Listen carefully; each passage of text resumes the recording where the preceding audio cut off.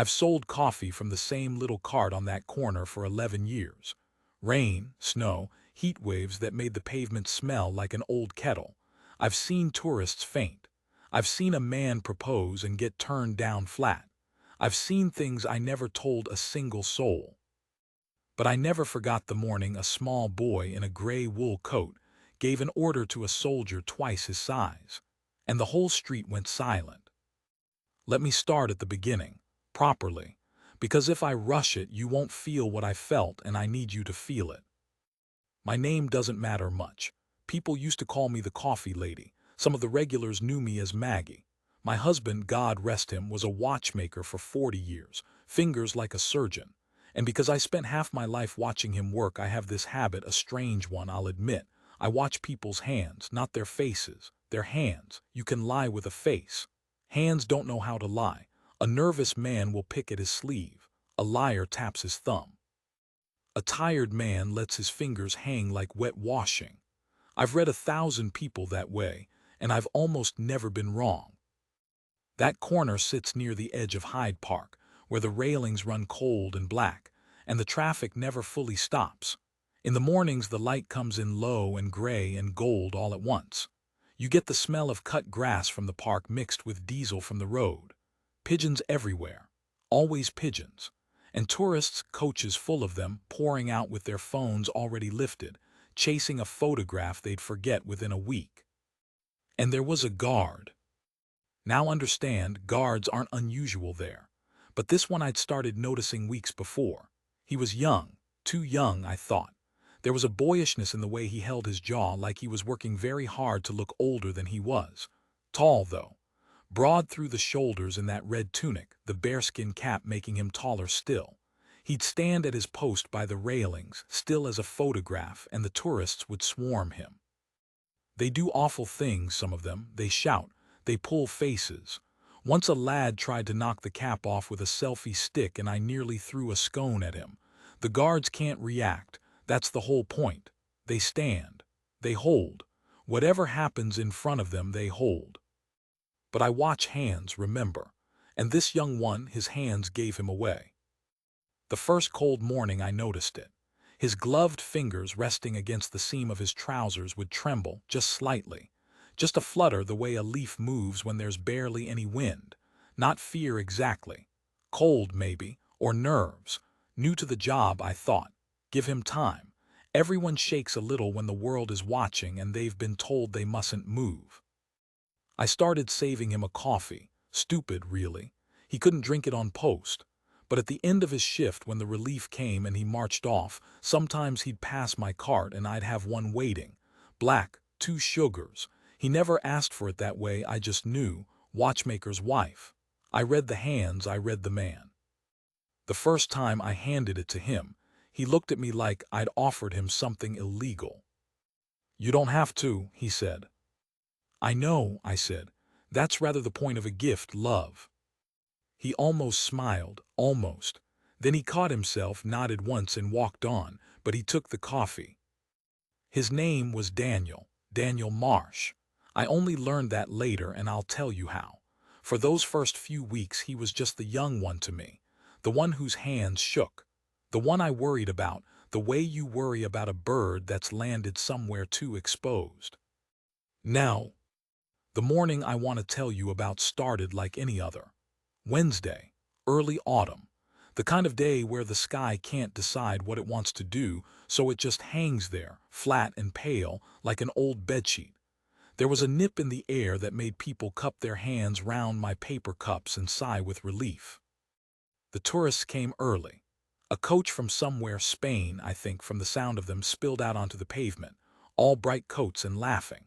A group of schoolchildren in matching yellow caps, holding hands in a long, wobbly line, their teacher counting heads over and over like she already knew she'd lose one. 2 old boys on the bench near me, feeding the pigeons crumbs they weren't supposed to.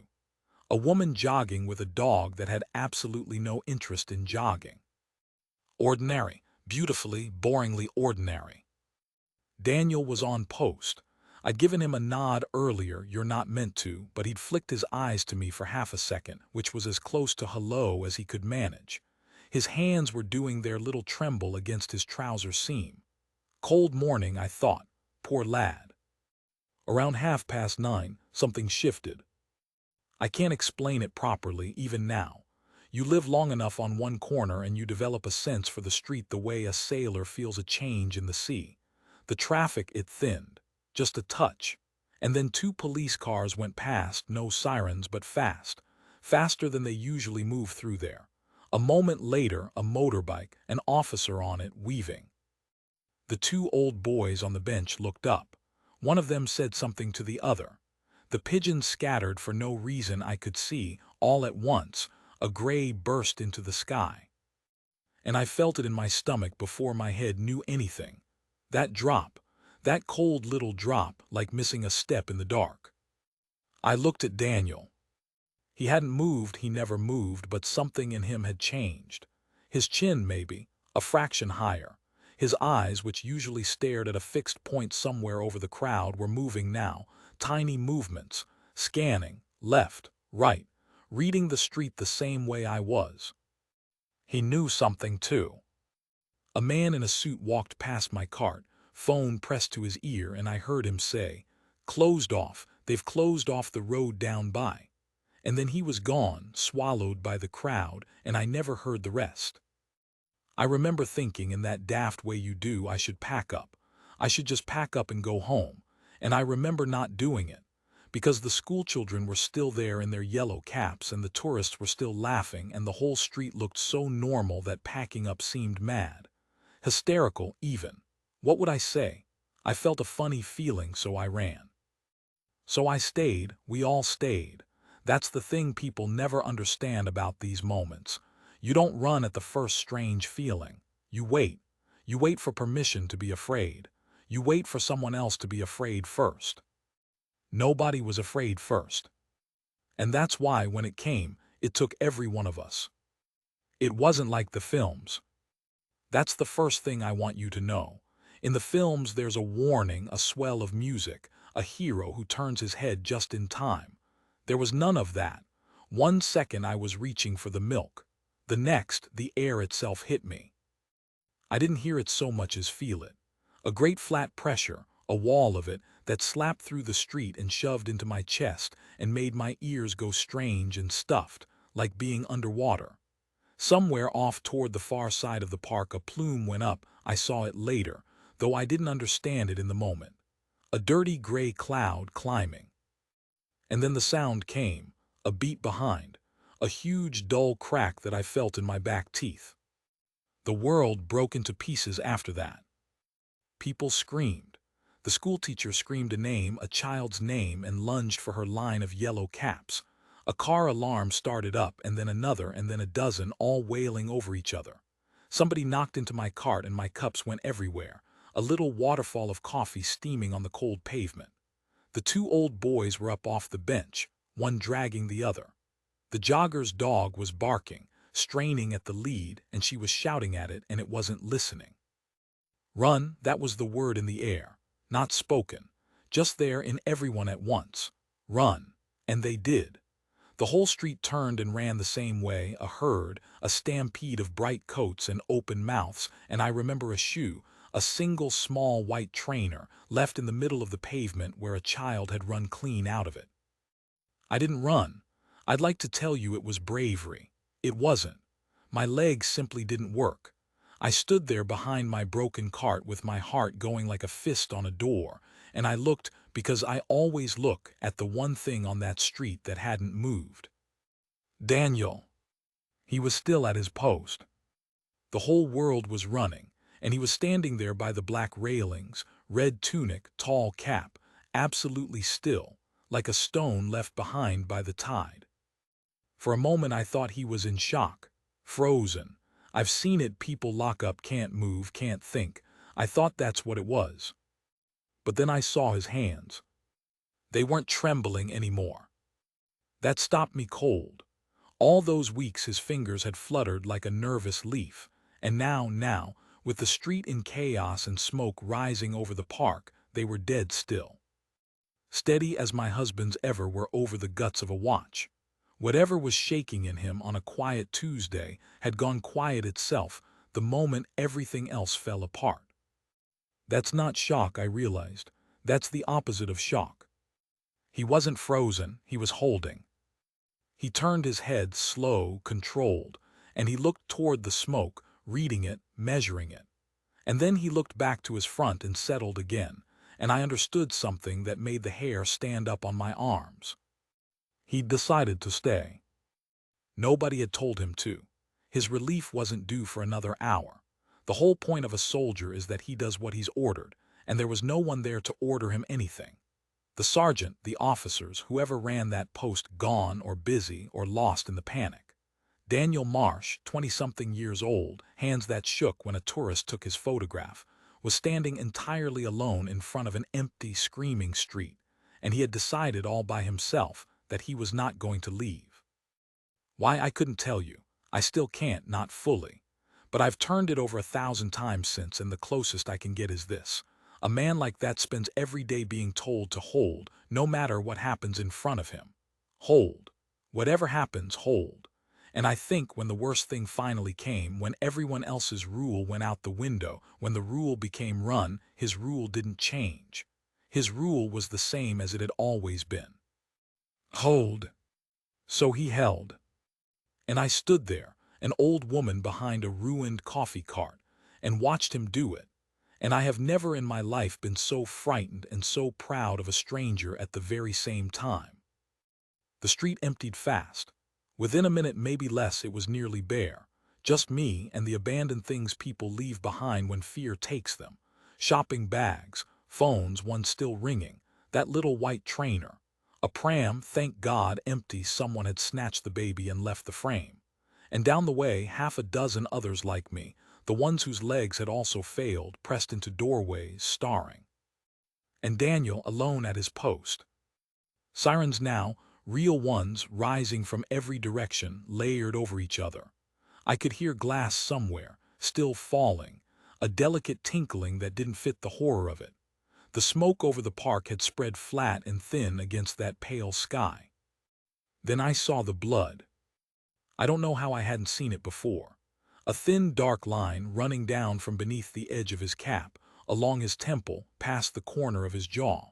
Something had caught him, a fragment, a bit of debris flung from the blast. I never learned exactly what. It wasn't gushing.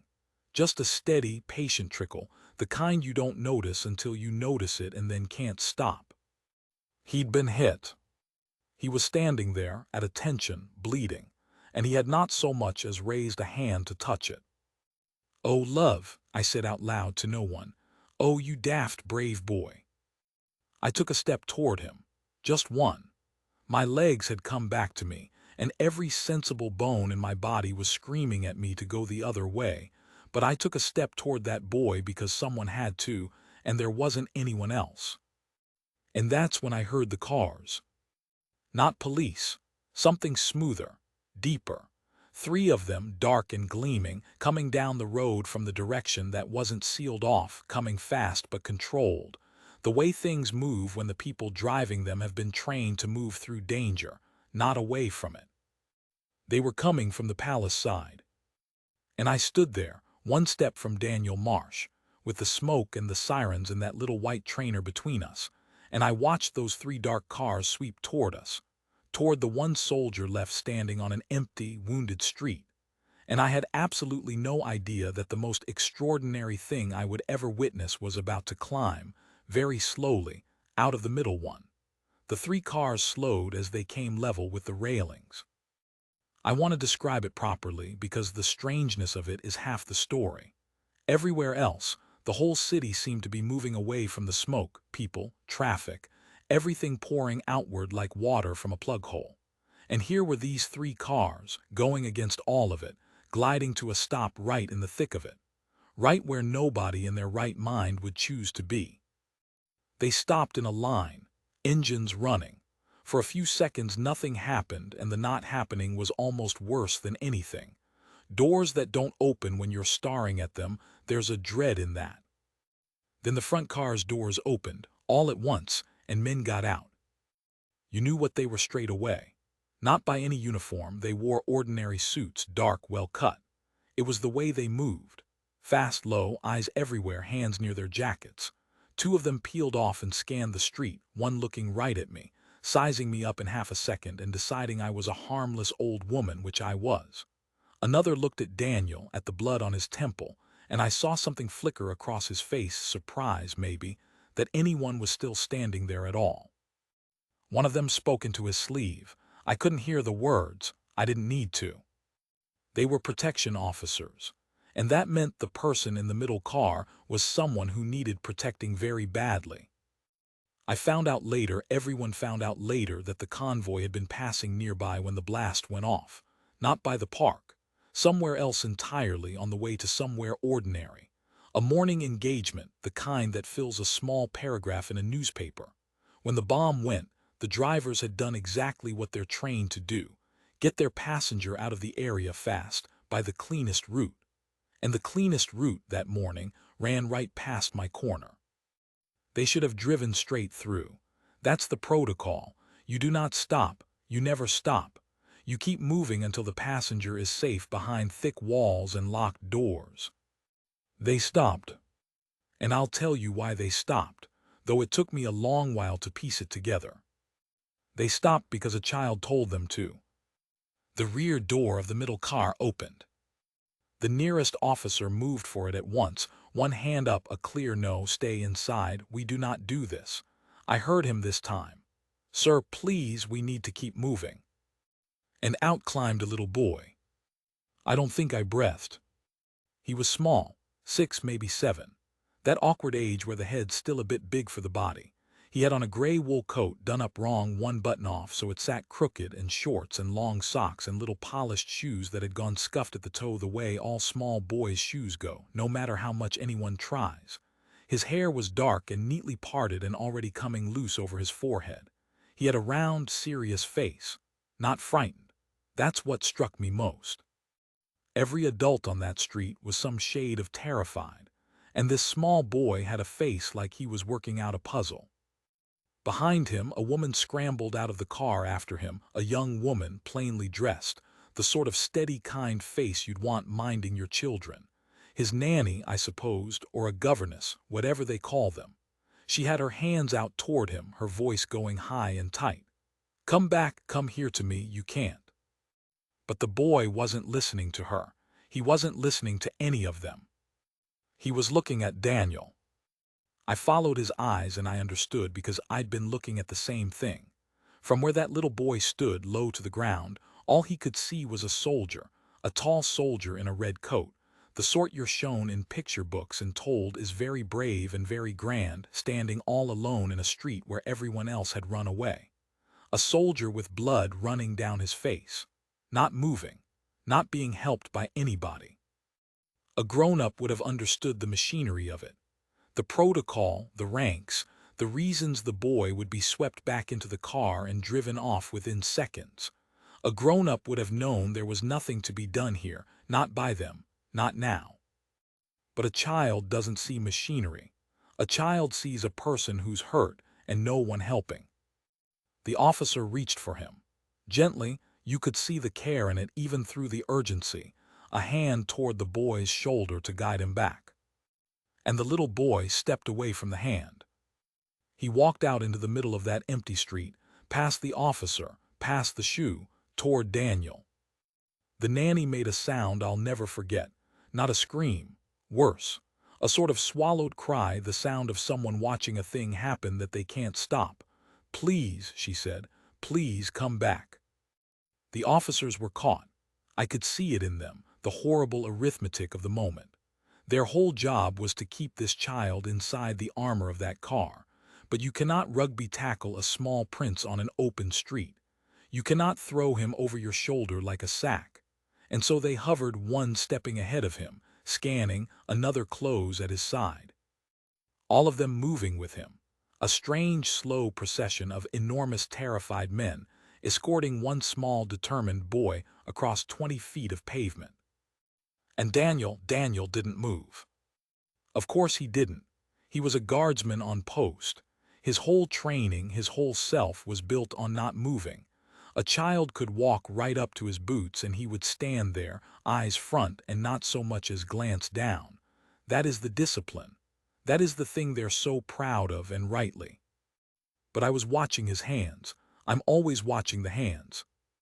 And his hands, which had been so terribly, steadily still all through the blast and the blood, his hands moved. Just his fingers, a small flex, a curl and release against his trouser seam, there and gone. He'd seen the boy. He couldn't look, but he'd seen, and something in him had felt it. The little boy stopped in front of him.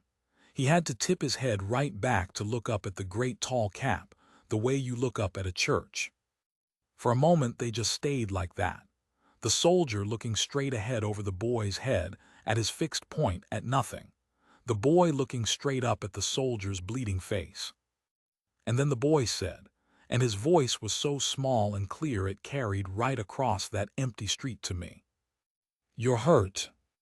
Daniel didn't answer. He couldn't, not on post. The boy frowned. He looked at the blood, at the way it had run down and dried dark along the jaw. He looked at the way the man was standing so straight and so alone, and I could see him thinking, this serious little person working it through. "Why isn't anyone helping you?" he said. Still nothing. The soldier held, but I saw his throat move. One swallow, the smallest crack in the stone. The nanny had caught up now at the edge of it, one hand pressed to her mouth. An officer was murmuring, low and urgent, "Sir, we really must," and reaching again to draw the boy back. And the little boy turned round. He turned round to all of them, the huge men, the frightened woman, the whole apparatus of his safety.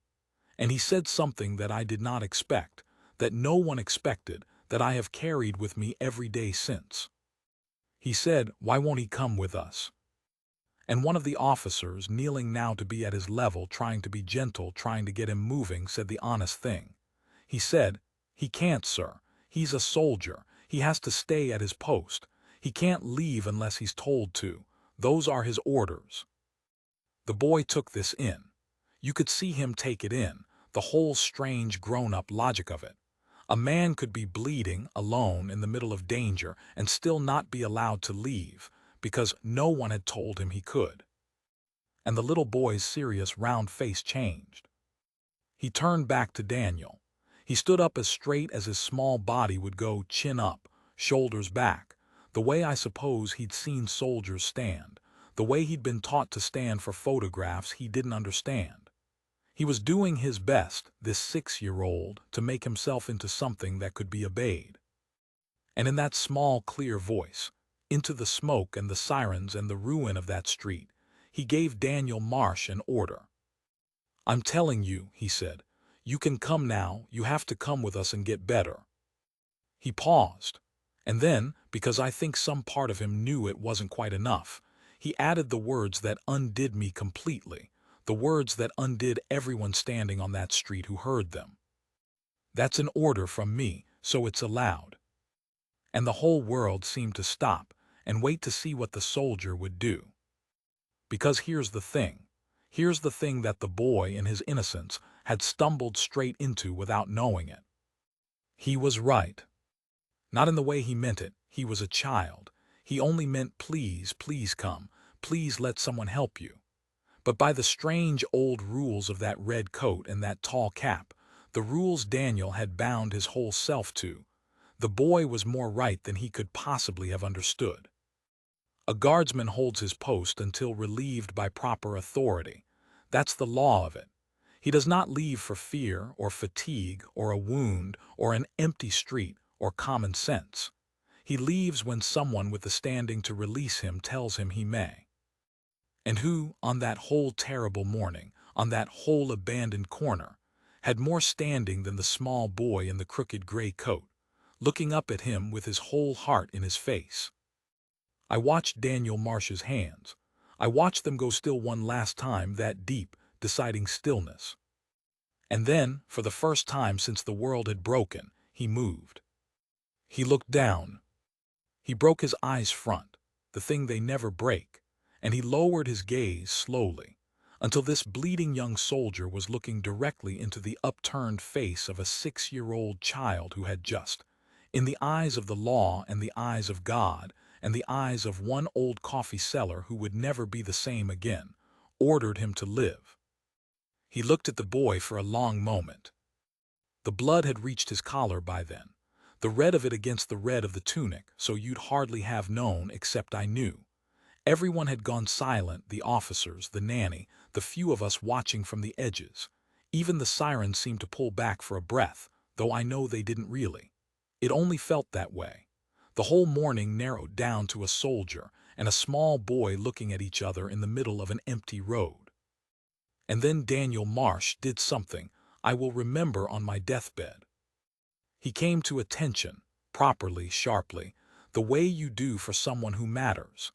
And this bleeding, exhausted young man, who had stood alone through a bomb and would have stood there till he dropped, looked down at that little boy and answered him.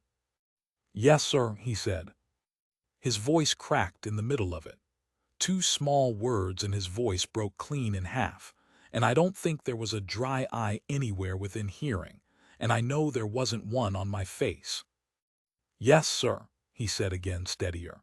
And he gave the boy a nod, soldier to commander, and it was the most serious, most respectful thing I have ever seen one person give another. And then his legs went. Just like that. The moment he let go, the moment the order released him, the moment it was allowed, whatever had been holding him upright let go too. His knees buckled and he went down, and he'd have hit the pavement hard if the nearest officer hadn't been half a step behind him already, arms out, catching him under the shoulders, easing him down instead of letting him fall. I understood it then, and I understand it better now. He'd been running on nothing but that rule. Hold, hold, hold. It was the only thing keeping him standing. And the instant someone with the right to do it told him he could stop, the instant a small boy said you're allowed, the rule let go of him and there was nothing left underneath to hold him up. He'd used all of it, every last drop. They laid him down on the cold pavement. 2 officers on their knees beside him now, one pressing a folded handkerchief to his temple, the other on the radio, calm and fast, calling for a medic that was already coming. You could hear it in the sirens, closer now, one of them peeling off from the rest and heading our way. And the little boy stood over him. He didn't cry. That surprised me. He knelt down, right down on his knees on the filthy road, ruining those long socks, and nobody stopped him, and he looked at Daniel's face, close up now, and he said, "Are you going to be all right?" And Daniel, lying there, gray and spent, actually smiled. A real one. The first proper smile I'd ever seen on that boy's face in all my weeks of watching him. "I think so, sir," he said, "thanks to you." The boy nodded, very seriously, as if this was only proper. As if of course he'd be all right now, the matter had been handled, an order had been given, the world had been put back into a shape that made sense to a 6-year-old. And then he did the thing that finished me off entirely. He took off his coat. That crooked gray wool coat, the one buttoned up wrong. He wrestled out of it, this small, determined boy, and he laid it over Daniel's chest, tucking it clumsily the way a child tucks in a favorite toy, because that's what you do when someone's poorly, isn't it? You keep them warm. Somebody had done it for him once, and so he did it now for a bleeding stranger in a red coat, and he had no idea he was doing anything remarkable at all. The nanny was crying openly. One of the great hard officers had turned his face away, and his shoulders weren't quite steady. And I stood there behind my broken cart with cold coffee soaking into my shoes, and I wept like I hadn't wept since the day I buried my husband, and I didn't care who saw. The medics came fast after that. Real ones, a proper crew, and they took over from the officers, gentle and quick, and I heard one of them say his name for the first time. "All right, Marsh, we've got you. You're doing grand, Marsh, stay with me." And that's how I learned it. Daniel Marsh. I'd fed that boy coffee for weeks and never known his name until a stranger said it kneeling over him in the road. They wouldn't let the little prince stay, of course. They couldn't. The moment the scene was steadied, the officers gathered him up, and this time he let them because his part was done. The soldier was being helped now. Everything was as it should be. They walked him back toward the middle car, the nanny's arm round him, and he went along quite happily, twisting round every few steps to look back at Daniel. Just before they folded him into the car, he stopped, and he called out that clear small voice across the whole street. He called out to the medics carrying his coat and his soldier both. "Bring my coat back when he's better." And then the door closed, and the three dark cars pulled away, going against the traffic still, back toward the palace, back behind the thick walls, and the corner was left to the sirens and the smoke and the rest of us. I sat down on the curb. I couldn't stand any more. They took Daniel off in the ambulance. I watched it go. And a young officer, one of the last to leave, saw me sitting there in a state, and he came over, kind eyes, tired, and he crouched down and asked if I was all right. And I said something daft about the coffee, and he almost laughed, and then he didn't. And we just sat with it for a moment, the two of us, on the edge of a morning neither of us would ever really leave behind. I'll tell you the rest quickly, because it's the part people always want to know. Daniel lived. Of course he lived, a wound to the temple, nasty, a fair bit of blood, but not the worst of what it could have been. Concussed, stitched, kept in a few days for watching. He was back on his feet within the week, though they wouldn't let him near a post for a while after, and quite right too. The bomb, I'll not dwell on it, it's not what this story's about, and there's enough of that in the world already. It was bad, but it could have been far, far worse, and by some mercy it was, in the end, not the catastrophe it first seemed. That's all I'll say. This isn't a story about the bomb. It never was. And the little prince, well, you can imagine. When it came out, when the story got round, people made a great fuss, and I understand why.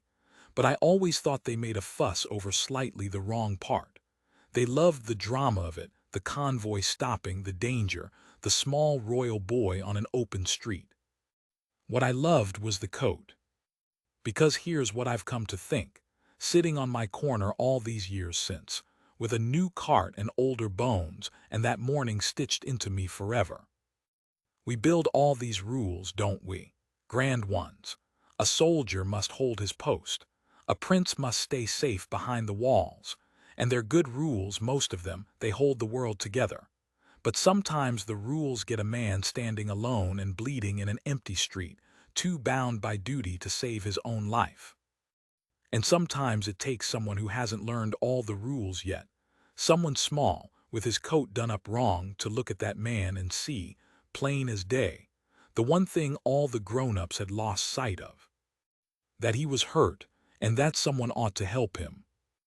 They did bring the coat back, by the way, cleaned and pressed. I heard Daniel kept it, framed it, some said, though I never saw. And I heard, years later, that the two of them stayed in touch, the guardsman and the boy, in that quiet way these things sometimes go. I don't know if that part's true. I hope it is. I like to think it is. I stood on that corner 11 years, and I saw 100 things I never told a soul. But I tell people this one. I tell it every chance I get. Because on the morning the whole world ran, one young soldier decided to stay, and one small boy decided that nobody, not even a soldier, not even a hero, should ever have to stand alone and hurt with no one coming. And of the two of them, I've never been able to say which was the braver.